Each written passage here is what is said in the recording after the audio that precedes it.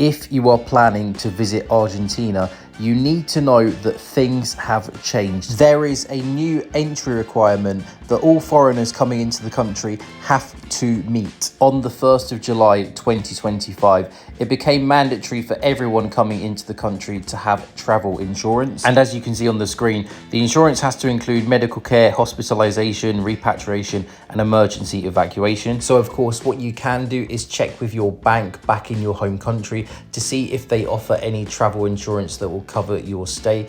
Or alternatively, if you don't know how long you're going to be in Argentina, perhaps you're just coming on a one-way ticket, then you will probably want some pay-as-you-go travel insurance. So that's why in the description of this video and also the comment section, I've put a link to this insurance company called Safety Wing, and they offer pay-as-you-go travel insurance. You pay every 4 weeks. As you can see here, the prices start from $56 per 4 weeks. So it's just useful to have a pay-as-you-go travel insurance if you do not know how long your stay in the country will last.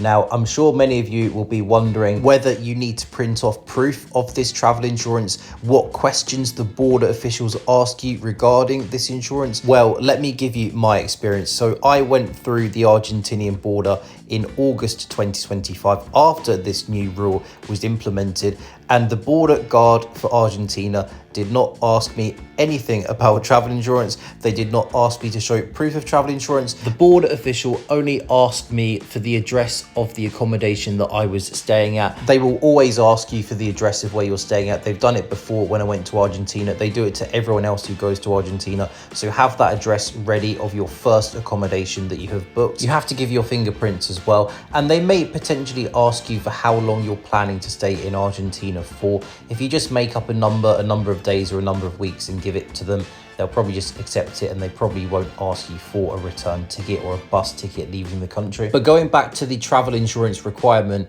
it seems that I'm not the only one who is not asked for proof. It seems like many people, maybe most people, are actually not asked to provide any proof. I've just put here a screenshot of a couple of people who were not asked when they went through the border after the new rule was implemented. But I have put here a screenshot of someone who was asked to provide proof of travel insurance, but not in Argentina at the border, but actually when checking in at the airport with the airline they were flying to in order to get to Argentina. So it seems like the airlines are stricter at implementing this new rule than what the Argentine border guards actually are. So if you are flying into Argentina from another country, then absolutely you do need to get the travel insurance, because there is a good chance the airline will check when they check you in.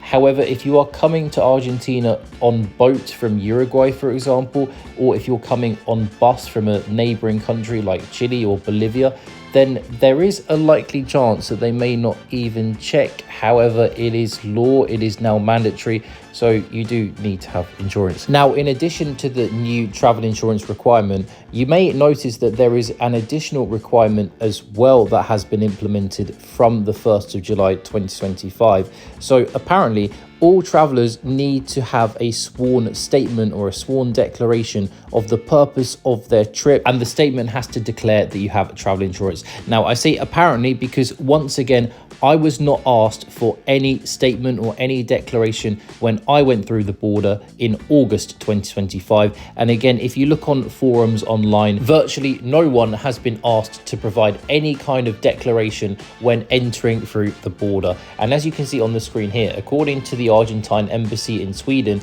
the infrastructure for this sworn declaration is not even in place yet. And in fact, I found this webpage from the Argentinian government stating that the regulations regarding the implementation have not even been put in place. So why change your entry requirements on the 1st of July if you don't have the infrastructure to put this in place? Absolutely crazy. And why make travel insurance a new entry requirement when 99% of your border guards don't even ask us for proof? I mean, it's a bit silly, isn't it? But it is what it is. It is now mandatory, so you do have to follow the rules. Now, I just wanted to mention a couple of other things before I finish the video. Firstly, if you are planning to be booking flights and buses and trains within Argentina before you leave to visit Argentina, then make sure you get a VPN and change your virtual location to Argentina and buy your flights and your buses and your trains in Argentine pesos. Do not buy these flight tickets and these transport tickets in your home country, in your home currency.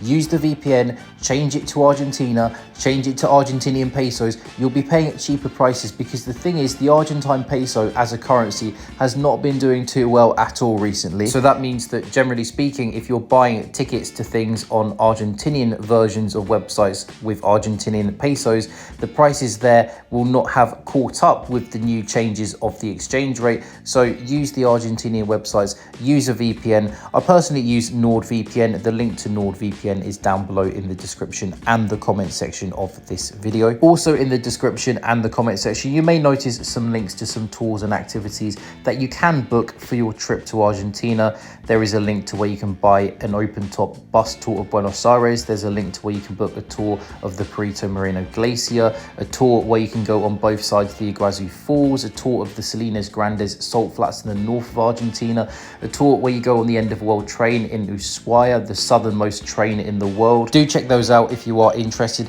Now, if you did go through the Argentinian border after July 2025, I want you to comment below in the comment section and let me know what your experience was. Did you have to show any kind of proof of travel insurance? Did you have to make a sworn declaration?